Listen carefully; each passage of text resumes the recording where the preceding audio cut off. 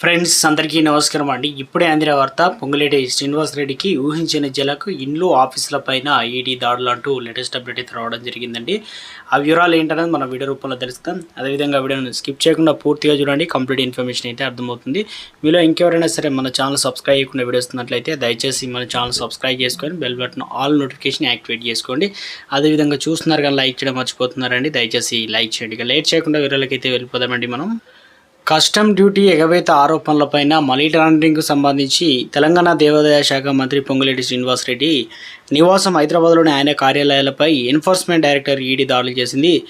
November 3న ఖమ్మంపట్నంలోని ఆయన నివాసంలో ED IT అధికారులు తనిఖీలు నిర్వహించారు. హైదరాబాద్లోని నందిగిరి హిల్స్లో ఆయన ఇంటిని కూడా తనిఖీ చేశారు.